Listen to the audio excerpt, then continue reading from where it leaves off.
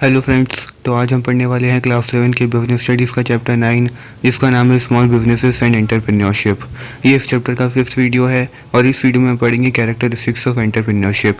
यानी जो एंटरप्रेन्योर होता है, जो बिजनेस चलाता है, उसमें जो एंटरप्रेन्योरशिप स्किल्स होनी चाहिए, उनके क्या कैरेक्टरिस्टिक्स हैं वो हम इस वीडियो में पढ़ेंगे। जिसके 5 पॉइंट हैं, हम सभी पॉइंट को डिटेल में डिस्कस करेंगे। तो चलिए वीडियो को शुरू करते हैं। शुरू करने से पहले आप हमारे चैनल फिट CBSE पॉइंट को ज़रूर सब्सक्राइब करें, ताकि आपको एजुकेशन से रिलेटेड ऐसे और वीडियो देखने को मिले। जो सबसे पहला कैरेक्टरिस्टिक्स है एंटरप्रेन्योरशिप का, वो है it is a systematic activity.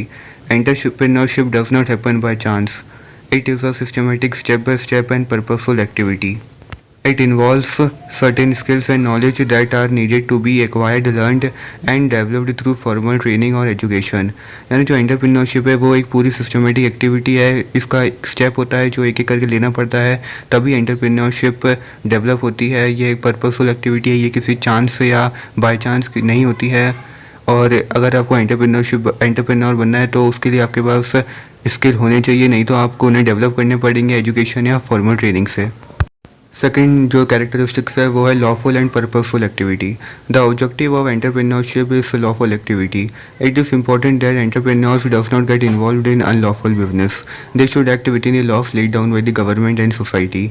तो जो बिजनेस है, यानी जो एंटरप्रेन्योरशिप स्किल लगती है बिजनेस में, यानी कि जो एक अच्छा एंटरप्रेन्योर होता है वो हमेशा एक लॉफुल बिजनेस करता है। वो कभी भी ऐसी कोई एक्टिविटी नहीं करता है बिजनेस में जो अनलॉफुल हो, गवर्नमेंट के रूल्स के अगेंस्ट हो। वो अपने बिजनेस को हमेशा लॉफुल रखता है। तो ये एक गुड एंटरप्रेन्योरशिप स्किल दिखाता है। इसलिए ये बहुत ही इंपॉर्टेंट कैरेक्टरिस्टिक्स है एंटरप्रेन्योरशिप का, कि बिजनेसमैन है जो उसे हमेशा लॉफुल और बिजनेस करना चाहिए, और जो लॉज गवर्नमेंट और सोसाइटी ने ले डाउन किए उन्हें हमेशा फॉलो करना चाहिए। थर्ड पॉइंट है वो है innovation. Innovation is helpful in increasing the sales of business. By combining the various sectors of production, the entrepreneurs produce goods and services that meets the requirement of the society.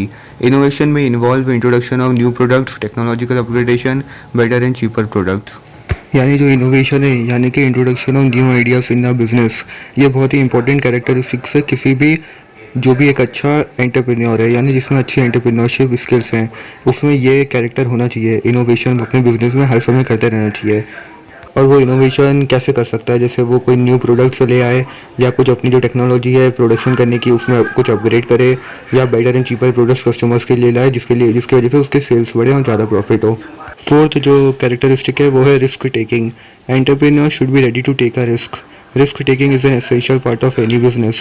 The entrepreneur should evaluate the pros and cons of the business before starting it and should be ready to take the calculated risk. यानी कि कोई एक अगर अच्छा entrepreneur है तो वो तभी होगा जब वो रिस्क लेने के लिए तैयार है, क्योंकि हर बिजनेस में रिस्क तो होता ही है। रिस्क किसी बिजनेस का एसेंशियल कैरेक्टरिस्टिक है। वैसे अगर एक अच्छा कोई गुड एंटरप्रेन्योर है, उसमें अच्छे एंटरप्रेन्योरशिप स्किल्स हैं, तो उसे हमेशा रिस्क लेने के लिए रेडी होना चाहिए।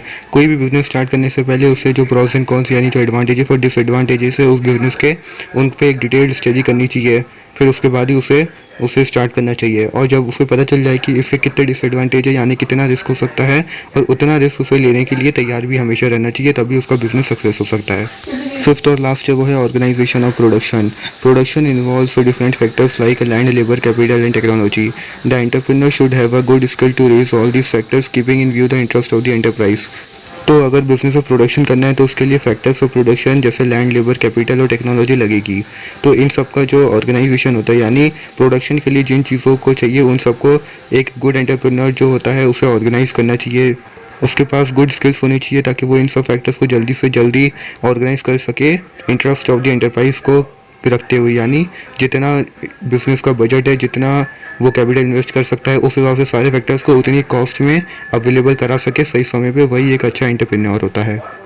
तो अब हम सारे पॉइंट एक बार वापस पढ़ लेते हैं। तो जो पहला कैरेक्टरिस्टिक्स था एंटरप्रेन्योरशिप का वो है सिस्टमेटिक एक्टिविटी। यानी जो एंटरप्रेन्योरशिप है एक सिस्टमेटिक एक्टिविटी है, ये किसी चांस या बाय चांस नहीं होती है। ये पूरे स्टेप बाय स्टेप प्रोसेस है जिसमें सर्टेन स्किल्स और नॉलेज लगता है, जिसको एक्वायर्ड लर्न और डेवलप करना पड़ता है एजुकेशन या ट्रेनिंग के द्वारा।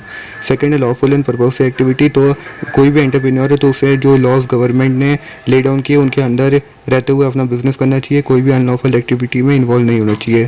थर्ड है वो है इनोवेशन। थर्ड कैरेक्टरिस्टिक है वो है इनोवेशन। यानी इनोवेशन यानी introduction of new ideas in the business.